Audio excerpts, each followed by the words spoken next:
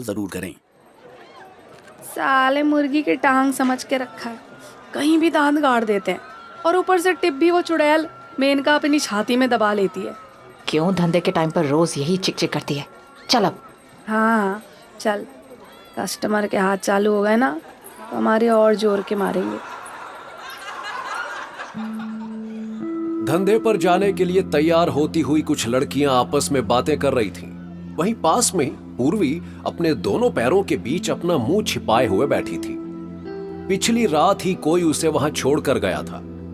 उन लड़कियों के बीच हो रही बातें सुनकर वो चौंक गई। ये तो गारमेंट फैक्ट्री है ना, फिर कस्टमर। तभी फटाक से दरवाजा खुला। नीले रंग की साड़ी में माथे पर बड़ी सी बिंदी लगाए लगभग 40 वर्ष की एक औरत अंदर आते ही उन सभी लड़कियों पर चिल्लाई।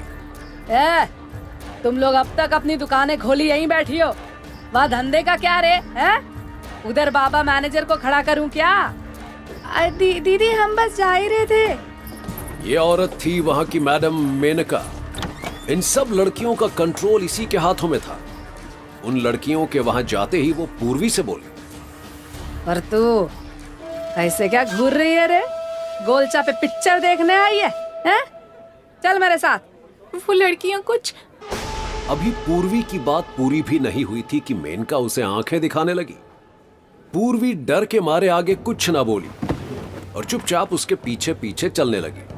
चलते चलते उसे महसूस हुआ कि वहां चारों तरफ से सस्ते परफ्यूम, सिगरेट, शराब और पेशाब की बदबू आ रही है।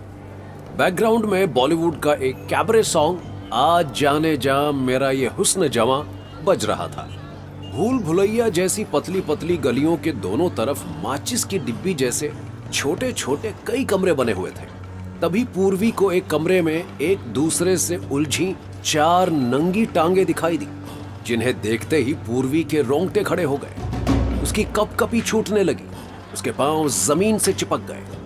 उसने तुरंत अपनी आंखें मीच ली और फिर अपनी लड़खड़ाती हुई जुबान में उसने मेनका से पूछा, ये तुम कहाँ ले आई मुझे?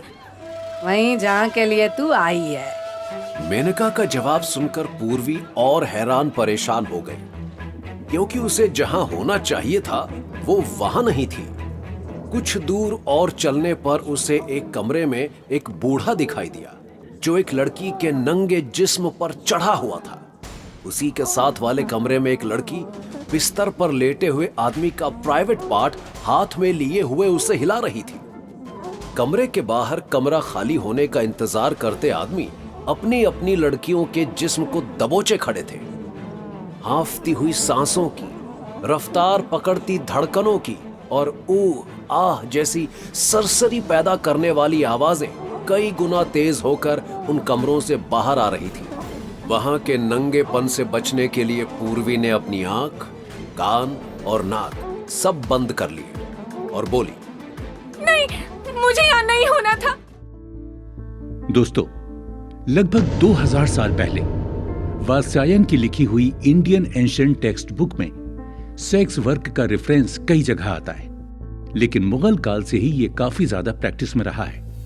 तवाइफों के साथ राजाओं और अमीरों के संबंध बहुत आम थे।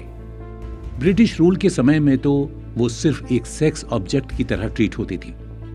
रिसर्च बताती है कि धोखेबाजी से अमीर गरीब दोनों तरह की लड़कियों को फंसाकर इस धंधे को आज 2024 में भी आसानी से चलाया जा रहा है, जो कि बिल्कुल हैरान कर देने वाली बात है। और सबसे बड़ा सवाल यह है कि आखिर क्यों और कैसे फंस जाती हैं लड़कियां जिस्म फरोशी के इस दलदल में। क्या $1 बिलियन की इंडस्ट्री कहे जाने वाले इस प्रोफेशन का नेटवर्क पूरे इंडिया में फैला हुआ है? और अगर ये नेटवर्क वाकई में इतना बड़ा है तो जाहिर सी बात है लड़कियों की डिमांड भी उतनी ही होगी। लेकिन इस डिमांड को पूरा कैसे किया जाता है और कौन करता है ये डिमांड पूरी?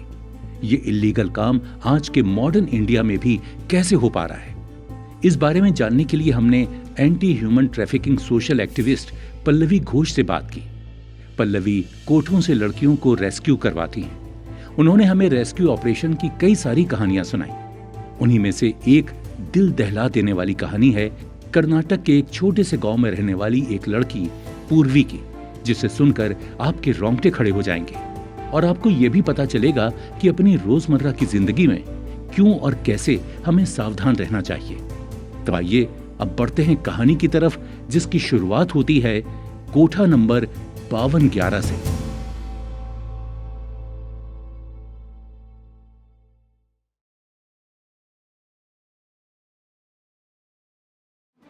नहीं, मुझे यहाँ नहीं होना था।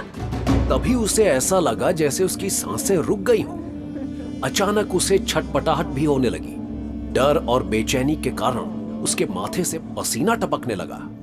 वो चलते चलते रुक गई। ये देखकर मेनका उस पर चिल्लाई, अरे चलना, बर्फ क्यों जमा ली पैर में? नहीं जाना मुझे कहीं भी। कैसी जगह है ये? मैं यहाँ नहीं रहूंगी। मुझे अभी यहाँ से जाना है। उसे जिद पर अड़ा देखकर मेनका आग पर चढ़ी हांडी में आए उबाल की तरह उबल पड़ी। उसने पहले तो बेरहमी से उसके बालों को खींचा और फिर उसके गालों पर एक जोरदार थप्पड़ बजाकर उससे बोली, कहाँ जाएगी तू है? पूरे 35,000 रुपया दिया है तेरा, कौन भरेगा उसे? पैसा? कैसा पैसा? कौन सा पैसा? कोतवालनी बनने की कोशिश मत कर। देख, इससे पहले मेरा दिमाग सटके, चल मेरे साथ। नहीं, मैं नहीं जाऊंगी। चंदा, अब तू ही अकल ठिकाने लगा इसकी। मेनका के कहते ही एक लंबे चौड़े किन्नर चंदा ने पूर्वी को पकड़कर उसके दोनों हाथ पीछे की तरफ करके मरोड़ दिए। दर्द से पूर्वी तड़प उठी। वो खुद को उसकी पकड़ से छुड़वाने की कोशिश करते हुए चीखी, छोड़ो मुझे, छोड़ो मुझे। लेकिन चंदा ने उसे छोड़ा नहीं, बल्कि बड़ी बेरहमी से उसे मेनका के कदमों में पटक दिया।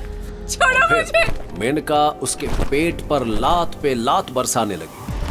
तभी अचानक पूर्वी ने किसी चोट खाए जानवर की तरह मेनका के एक पैर को पकड़कर काट लिया। मेनका गुस्से में एक फटे हुए बादल की तरह गरजी। चंदा! चंदा ने एक हाथ मारकर पूर्वी को जमीन पर लेटा दिया और फिर उसके ब्लाउज पर झपट्टा मारकर उसकी छाती को नंगा कर दिया। लेकिन उसके हाथों का चलना यहीं नहीं रुका। उसने पूर्वी की धुन्नी पर एक जोर की चुटकी लेते हुए उसके पेटीकोट की डोरी खोल दी और फिर अपने एक हाथ से उसका मुंह दबाकर और दूसरा हाथ उसके पेटीकोट में डाल दिया।